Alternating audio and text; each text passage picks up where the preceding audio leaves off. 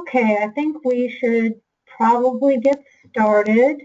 So thank you everyone for joining us for our webinar called Stop Puppy Mills, Ending Sales in Local Pet Shops. My name is Jill Fritz. I'm the Michigan Senior State Director for the Humane Society of the United States. Our presenters this evening will be Alicia Progoski, who is president and founder of Western Michigan University Cooley Law School Student Animal Legal Defense Fund. She's also an HSUS district leader and Meridian Township coordinator for Michigan's Political Action Committee for Animals. And our other presenter will be Samuel Wolbert, who's a legislative attorney and a member of Michigan Friends of Companion Animals. During the webinar, please hold your questions until the end.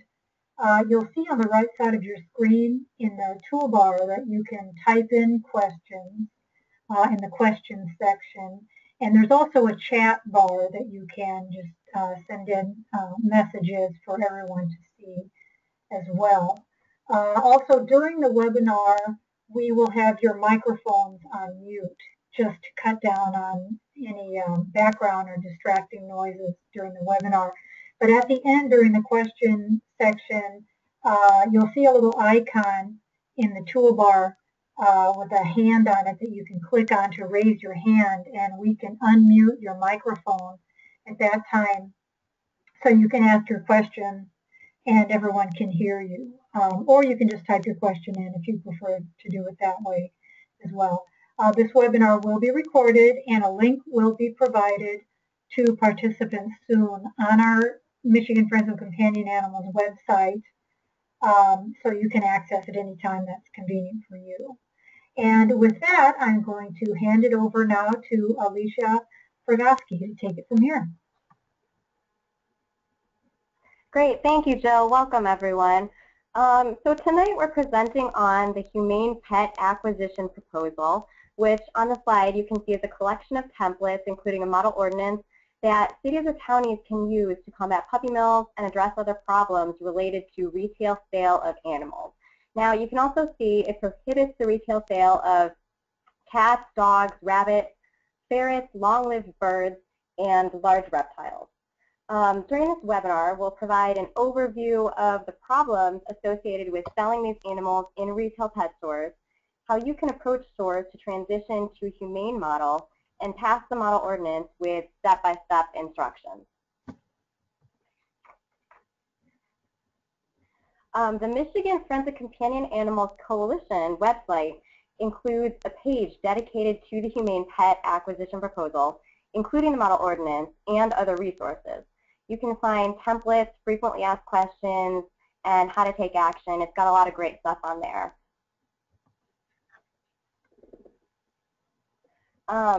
So the purpose of the model ordinance is really to protect animals from inhumane conditions.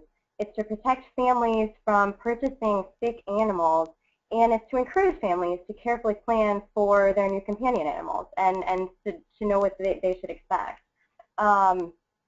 So on the slide, you'll see this breeder featured here kenneled nearly 200 adult dogs with repeat USDA violations to the Animal Welfare Act related to veterinary care. He sold directly to the family puppy, which is Michigan's largest chain puppy retailer. And this really illustrates just why it's so important to address the issue at multiple levels.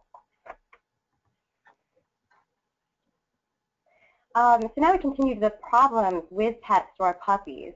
There are many problems with selling puppies through retail outlets, but there are also problems with the puppies themselves, as you can see from the very long list of illnesses listed on this slide.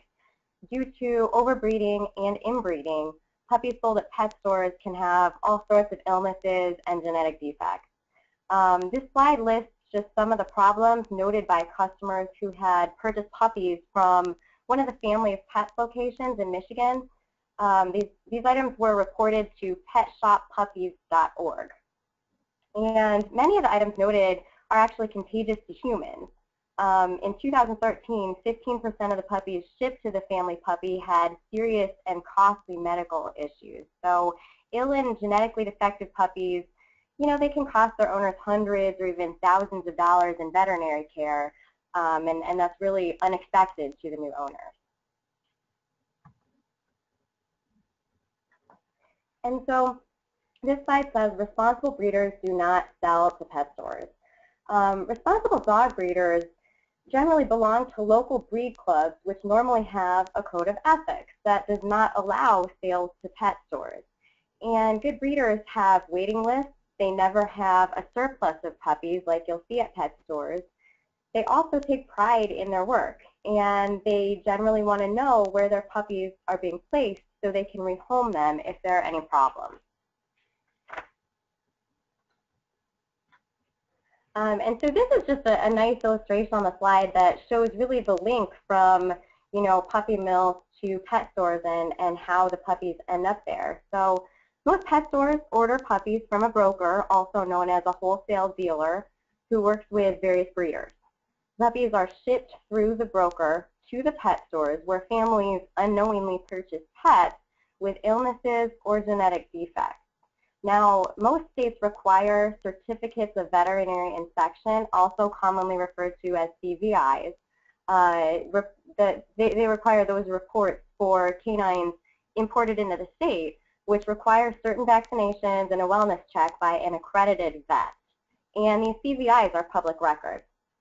Puppy Mill Awareness of Southeast Michigan, a local animal welfare organization, has identified 31 puppy retailers acquiring dogs from commercial breeders out of state, and 15 are still actively selling puppies. Now, most families would never purchase directly from facilities like these, you know, with over 200 dogs, and the standards are far below what almost any person would consider acceptable. Even the smaller kennels were cited for dangerous enclosures, debris, lack of veterinary care, you know, with illnesses and injuries, including rotted teeth and other various injuries. And so now we'll talk about the problems with pet store kittens, because there are a lot of problems there too. Many pet stores get their kittens from people who want to get rid of accidental litters or from breeders who are not licensed. There are only 58 catteries licensed by the USDA, and most of them are located in the Midwestern states. Missouri has the most licensed catteries, and there are no licensed breeders in Michigan. Bad breeders keep their cats in sheds, in basements, or in rooms in a home where they may go unnoticed by inspectors. And they're really similar to puppy mills because they receive minimal veterinary care, they receive bad quality food, poor housing, and little to no socialization. So there are a lot of problems with kittens as well. And then we also look at rabbits, the problems with pet store rabbits. So the good news here is that large chains like Petco and PetSmart have already ended rabbit retail sales. So that's a positive thing. But Pet Supplies Plus is a primary rabbit retailer in Michigan, and the stores located in Macomb County import rabbits from a USDA licensed broker located in California. So they're getting these rabbits from all the way across the country. Commercial rabbitries are similar to puppy mills because rabbits are mass-produced with minimal shelter, no exercise, and little to no access to veterinary care. A lot of times, baby rabbits are bought annually as Easter gifts, and they end up unwanted within weeks or months after the novelty wears off. So the majority of those unwanted rabbits will be abandoned outdoors where they can't survive, or they'll be brought to animal shelters where they might be euthanized because there aren't enough homes. And actually, according to the Michigan Department of Agriculture Animal Shelter Activity Report, in 2013, nearly 900 rabbits were surrendered to Michigan shelters, and nearly 300 were not adopted. So there's a huge problem with rabbits as well. And now we're on to ferrets.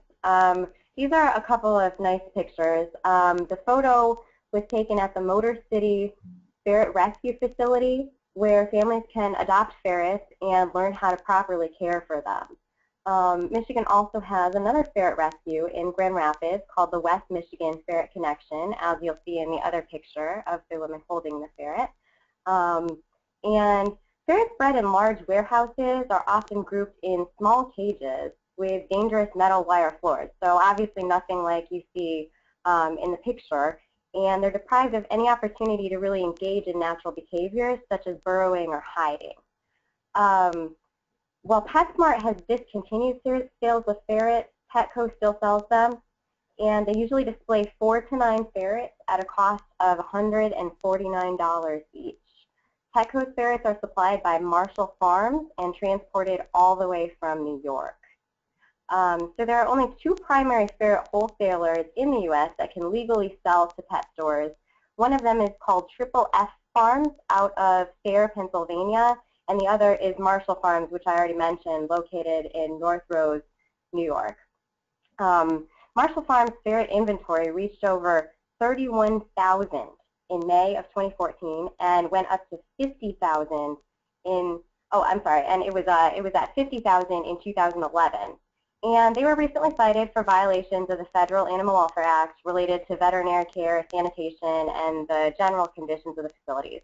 So again, we're kind of seeing the same thing that happens with a lot of the puppy mills. And now we move on to long-lived birds. So real quick, I'm going to point you to the definition on the slide. In the model ordinance, long-lived birds are considered any bird whose life expectancy is expected to exceed 25 years. And you can see some examples of the type of birds that includes on the slide. Most stores sell smaller birds and bird supplies, like Petco and PetSmart, but some of these larger birds can live up to 100 years, often outliving their owners. And there are currently no state or federal regulations or standards for breeding or selling long-lived birds. There's an overpopulation due to impulse purchasing without any prior education about the age or the level of care. And avian bird rescues and sanctuaries do report that there is a parrot crisis, meaning that there are so many of them and there's just not enough sanctuaries out there and rescues to care for all of them. According to Feathered Friends of Michigan, an astounding 75% of parrots living in captivity in the United States are living in less than suitable conditions. Consumers just aren't educated, and they purchase long-lived birds on impulse. They're misled into believing that parrots are easily kept pets, but the birds quickly become unwanted and move to inadequate environments like the garage or the basement or really anywhere where people can kind of put them away and not deal with them. And this is an interesting fact. The average parrot will have between 5 to 10 homes in the first 7 years of his or her life. There are currently 38 Michigan bird rescues listed on rescueshelter.com. But again, it's just the overpopulation and the long-lived age of these birds is a real problem. And so now we'll talk about large reptiles. Again, I'm going to have you look at the model ordinance definition on the slide. Large reptiles are members of the class reptilian. So, that's your monitor lizards, your alligators, pythons, boa constrictors, and other venomous reptiles that grow more than 6 feet in length. And most cities, townships, and villages in southeast Michigan already restrict possession of dangerous, wild, or exotic animals for public safety. Now, the model ordinance ensures retailers are not selling animals that are already prohibited, because that does happen sometimes. Dangerous animals really cause law enforcement challenges during rescues or removals and can put families and neighbors at risk. Just some examples. The largest Nile monitors can reach 8 feet in length. Monitors they have well-developed claws and powerful jaws that can cause serious injuries. Constrictor snakes, such as boas, pythons, anacondas, are, again, longer than 8 feet, and they're capable of killing a person. Now, there is an alligator rescue called Critchlow Alligator Sanctuary in Athens, Michigan, and I think that just illustrates that, there is actually a problem with these animals in Michigan. A lot of times you don't expect that someone's going to have an alligator as a pet, but the fact that there's a whole sanctuary dedicated to them shows that a lot of people purchase them, and then it just kind of gets out of hand. And so cooperation is really better than legislation when we're trying to curb the retail sale of these kinds of animals. A couple of good examples. In 2010, over 100 Michigan stores took the puppy-friendly pledge not to sell puppies and kittens. So that was a really positive example. And then again in 2015, 2 former puppy outlets pledged not to sell puppies and kittens. And those were the Gibraltar Trade Center in Mount Clemens and Greenwood Pets and Plants in Warren. Now, Greenwood was shut down by the city when unfit conditions were found for the animal. At a cost of $20,000, the city seized nearly 200 animals, but the new owners are now holding adoption events. The Gibraltar Trade Center will only show Macomb County homeless animals through the Macomb County Animal Control and rescues approved by the Animal Control. You can really see that a lot of these pet shops are willing to work on adoption and other options. You know, not all puppy stores are bad and not all owners are bad. One puppy store owner agreed to end puppy sales after seeing the inspection reports with violations. And all stores should really be given an opportunity to end sales on their own. However, a lot of times, not all stores want to walk away from the lucrative revenues, and then legislation is needed. And, you know, while box puppy stores are becoming a thing of the past, puppy retailers are really finding new ways to mislead and deceive families. So there might not be any outright puppy selling stores, but there are other ways that this occurs. There are more and more active online sellers that could be purchasing from a breeder or a dealer. Often they'll tell families that they are helping out a family member sell their puppies or something of that matter.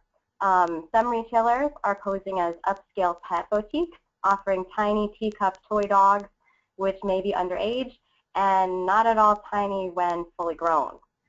Selling high-end designer dogs, which are really mixed breeds through boutiques and grooming salons, is a marketing gimmick, and new outlets in Michigan are opening every year. So it still is happening, just through different outlets and venues. So now I'm going to take a second and break down a pet retail ordinance. So first, pet retail ordinances have to comply with federal, state, and local laws that are already on the books. And each jurisdiction is different. So that might be something you want to keep in mind if you're looking to try and do something like this in your community. They also have to be written in a way that corresponds to existing code as well. There is a findings section, which includes shelter statistics, customers that have purchased ill animals, and shows how this ordinance will fix those problems.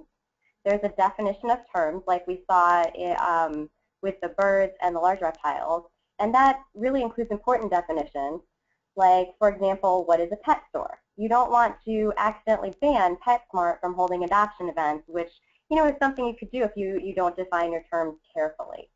And then there's a prohibited section, which would include either a full ban, meaning pet stores can only source from rescues and shelters. An example, in 2009, South Lake Tahoe, California, was the first city to implement an ordinance that only allows pet stores to source from shelters and rescues, or a ban that is standards-based, meaning standards for breeders are written into the ordinance, and standards of care ordinances are still good, but sourcing only from rescues and shelters is definitely the best way to keep commercially bred animals out of the community. Some cities have restrictions on the type of USDA licensed breeders they can use. For example, pet stores cannot work with the worst of the worst, so to speak. Breeders cannot have any direct violations in the last 3 years. A direct violation may be an ill animal that hasn't been seen by a vet, something like that. And these must be written even-handed and fairly. You can't say pet stores can only work with in-state suppliers, because that would not be fair to the other breeders. There's also a penalty section, which will include who will enforce and what the penalties will be. And finally, there's a phase-in period. And this allows existing stores to find homes for their animals and to close out contracts such as those with the franchise. And so those are kind of, in general, all the things that are necessary for a pet retail ordinance. And now we're going to take a look at the Michigan Model Ordinance. So the remainder of the webinar will cover step-by-step instructions for implementing the Model Michigan Ordinance. And currently, as you can see on the slide, 13 animal welfare organizations support the Humane Pet Acquisition Ordinance. So the prohibited section of this model ordinance includes not only restrictions on the type of animal sold, but also restricts roadside sales and off-site retail.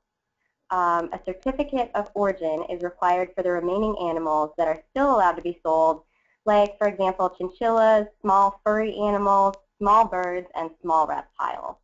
And the model ordinance was developed using language from other cities which have passed similar restrictions, including Austin, Texas, Glendale, California, and the city of East Providence, Rhode Island. And the city of East Providence, that ordinance restricting the sale of dogs produced in commercial large-scale puppy mills was upheld by the federal U.S. District Court, providing an important legal precedent in the national effort to crack down on abusive mills. And key language from this ordinance was included in the Humane Pet Acquisition Model Ordinance. And here the Macomb County Corporate Council approved the final version to be used in Macomb County and other Michigan communities. So this version was approved by the Macomb County Commissioners on June 11th, 2015. And so here is a slide showing a good example of retail sales and what that actually means, you know, where the animals are coming from. They're coming from off-site suppliers, and it just kind of gives a general sense of what the ordinance would do, the animals that it would ban, and the animals that would not be banned.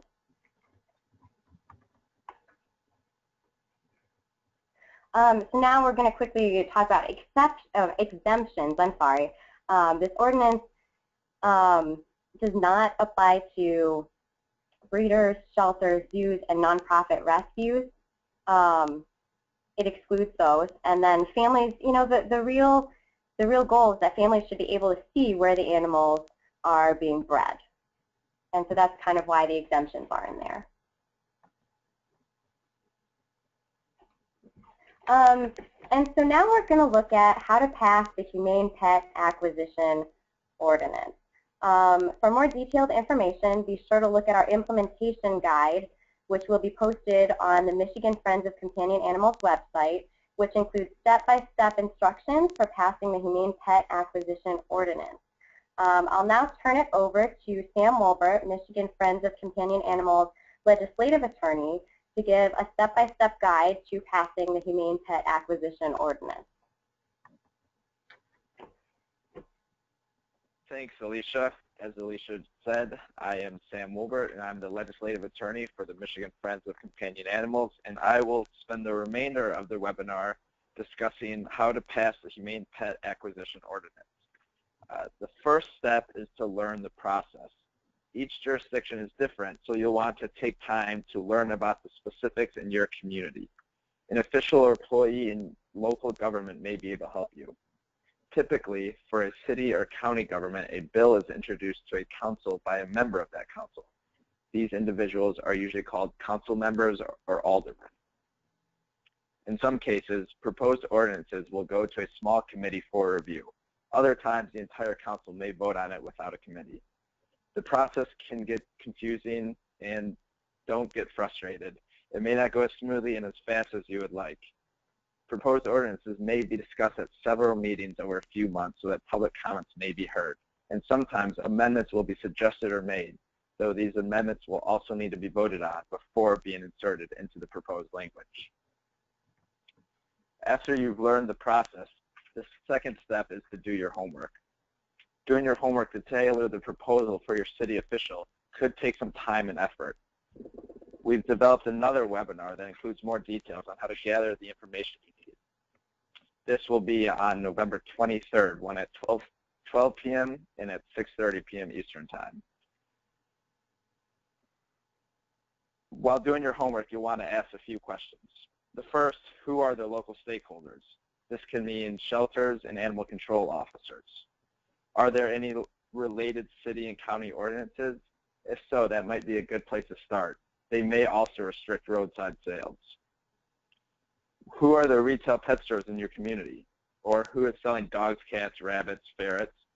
Don't forget to check grooming salons and flea markets. Also, who is supplying the pet stores? Learn how to find USDA inspection reports, inventory numbers, and photos in the Building Your Case webinar that I just mentioned. You should also search online or request records from the local agencies for existing pet store complaints. You can do this through Google, Yahoo, Yelp reviews, or anything like that. Municipal shelter statistics will show intake, adoption numbers, and euthanasia rates, and these are available through the Michigan Department of Agriculture. You'll also want a good list of alternative places to adopt animals in the area. This includes shelters and foster-based rescues. PetFinder.com is a great resource, as well as the Humane Society's guide to how to buy a puppy. If you're looking for a specific breed of dog, there are hundreds of breed-specific rescue groups in Michigan and across the country. Finally, you might need to submit FOIA requests. To collect public records, you need to submit a Freedom of Information Act request. This can simply be an email or letter. You'll want to include exactly what you're looking for in the time frame to avoid delay and cost. We'll also have a template FOIA request on our website. After you've done your homework, you'll want to build your case. Once again, we'll cover the Building Your Case materials during that November 23rd webinar. If you can't make it that day, it will also be recorded. When building your case, you want to show why your community needs this ordinance, and you'll want specific information related to your city, county, or pet stores and shelters. This is where the homework comes in. Eventually, you'll need to condense your findings into a 2 to 3 minute speech. You can watch some of the testimony provided to the Macomb County Commissioners this past spring. That's on our YouTube page, the Michigan Friends of Companion Animal YouTube page. Each animal is covered for about 3-minute speeches. Also available through the Michigan Friend of Companion Animals website is a frequently asked question document, which is currently tailored for the Macomb County Commissioners, but it can easily be updated for your community leaders with your county or city information in it. After you build your case, you might want to consider working with the opposition. As Alicia mentioned earlier, cooperation is better than legislation, and meeting directly with pet stores could save a lot of time and money. Excuse me. There are many common opposition arguments, some prepared by the pet industry and others from the decision makers. One of the arguments, some pet stores do work with good local breeders. As Alicia mentioned earlier, responsible dog breeders belong to local breed clubs, which normally have a code of ethics, and it does not allow sales to pet stores. Good breeders never have waiting lists, nor do they have a surplus of puppies. Another argument you might hear is, why don't you raise the standards of the breeders instead? We fully support this. However, laws to impose higher care standards and more strictly regulate, monitor, and police high-volume breeders are harder, and it's a difficult process to pass. Attempts at the federal and state level to do this have so far been unsuccessful. A municipal ordinance that prohibits retail sales is an efficient and important step to take and is more easily implemented. As pet stores are the primary sales outlet for substandard breeders, limiting the sales outlet will stop many. Finally, one argument you might hear is that we are business friendly and do not want to shut down any businesses. We strongly support humanely run pet stores. In 2014, the pet industry was a $58 billion industry. Over $42 billion of that total was spent on pet food, supplies, over-the-counter medicine, and services like grooming and boarding. Only $2.19 billion was spent on live animal purchases. So what we're saying is pet stores do not have to sell dogs and cats to be successful, and those that do are in the minority. Pet stores, both independently owned and chain stores, primarily earn profit through focusing their business model on the offering of pet services and products. In addition, the cost to the community is far greater than the profits collected from selling ill-bred puppies. Unsuspecting families are making spontaneous purchases of poorly bred animals, resulting in expensive veterinary bills.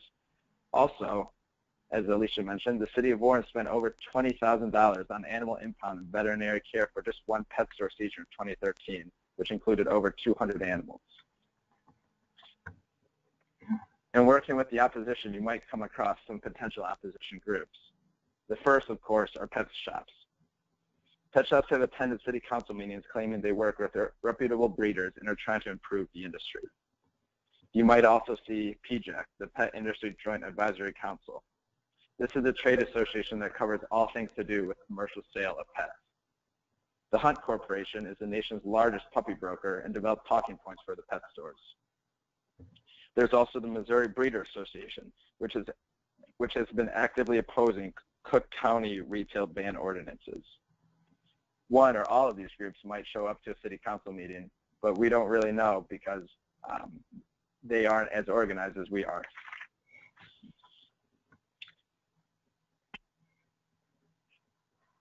The next step is to get community support.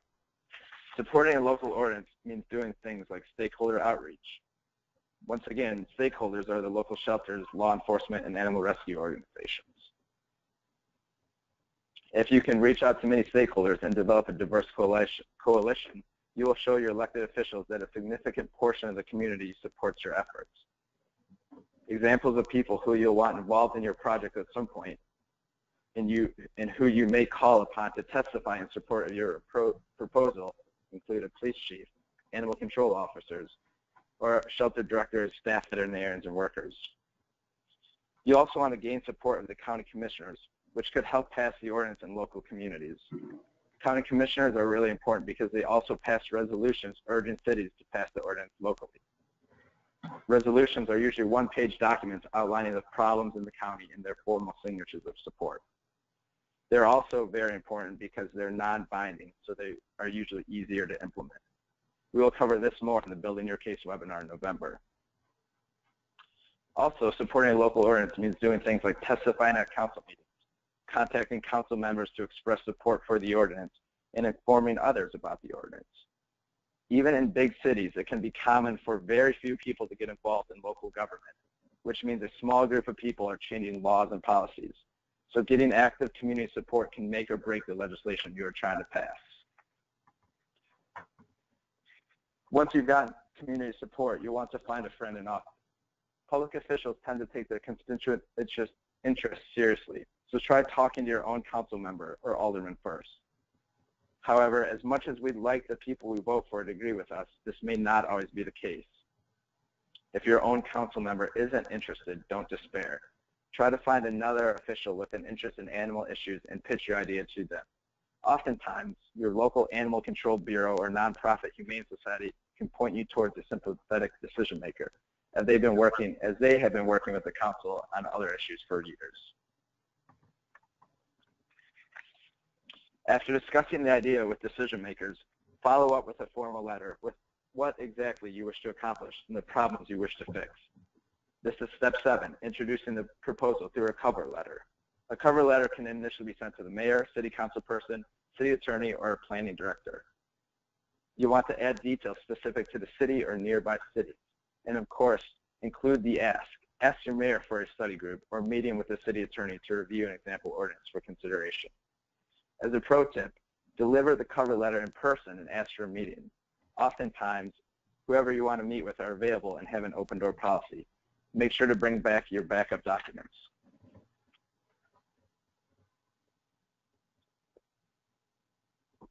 Finally, it's time to go public. But use caution. If you have found a friendly council member who is guiding you through the process, socializing the ordinance to win votes, you should consult them on the best approach for going public.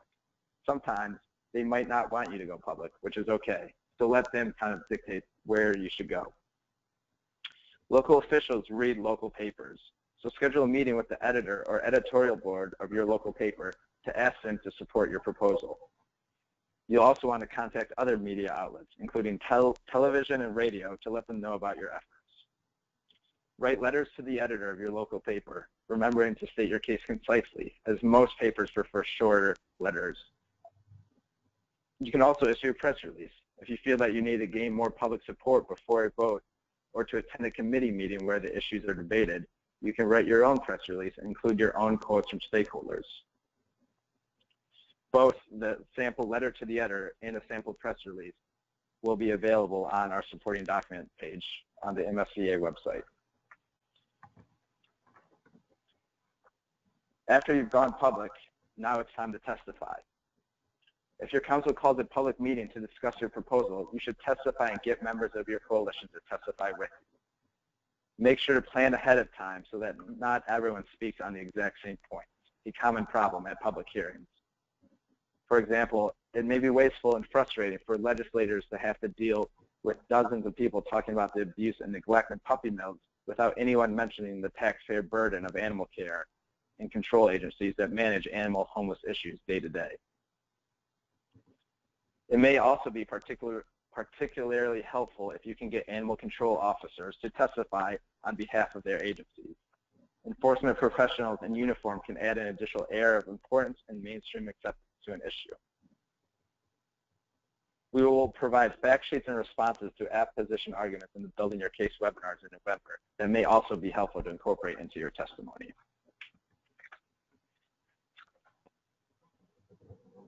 As easy and straightforward as all this sounds, things may not run so smoothly. Whether because of enforcement issues or strong opposition, sometimes you may have to compromise on your ordinance, but this is okay. Be prepared to compromise ahead of time by knowing what parts of your ordinance are most important and which ones can be set aside as necessary.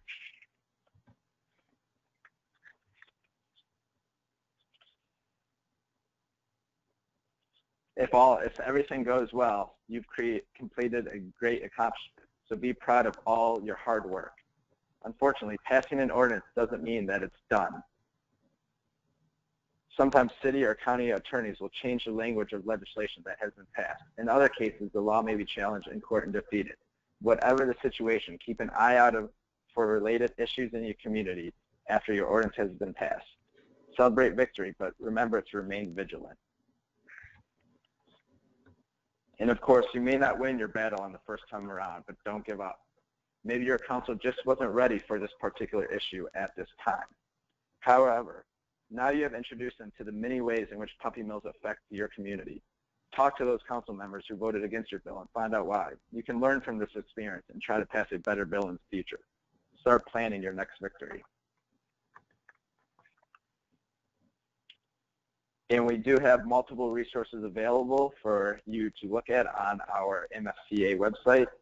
The link is on the bottom of the slide. There you'll find things like the Model Michigan Ordinance, as well as any frequently asked questions and fact sheets for each animal. And if there are no, we'll now take your questions, and I will pass it back to Jill or Alicia. Okay, so if you have questions, you can raise your hand and we can unmute your microphone, or you can type in questions into the question box or the chat box at the side, on the right side of your screen. But it does not look like at this time anyone has any questions. So I'll give you another minute or so if you think of any. While you're thinking about that, in the meantime, we will be doing more of this same webinar in August and September. If you were not able to make it to this one or you missed any part of it, the recording of this webinar will be available on our website soon, but you can join this same webinar on August 26th at 12 noon or 6:30 p.m. or on September 24th at 12 noon or 6:30 p.m. And then on November 23rd, as our presenters mentioned, we'll be doing a separate webinar called Prohibiting Pet Retail Sales, Building a Case. And that will go into a lot more detail about the research and the legwork that you need to put into building a solid base of information to support your efforts to pass a retail ordinance in your area. So, and again, I'll just reiterate that our guide for passing a local ordinance has much more detail and links for how to do your research, whether it's with the USDA or with your local government, how to search records, inspection records for USDA licensed brokers and breeders, etc. So much more information than we can cover in this webinar is available on in our guide that will soon be available on our website for you to download. So it looks like at this point we don't have any additional questions. So I think if it's okay with our presenters, we'll go ahead and wrap it up for the evening. But again, we are recording this webinar, and if you missed any part of it and you want to go back to any part of it, we will soon have it available on our website for you to download and listen to again. So if there are no more questions, thank you everybody for joining us this evening, and we look forward to working with you and answering any questions that you might have moving forward about passing a retail ordinance in your local community. So thank you very much and have a good night. Thank you all. Bye. Bye.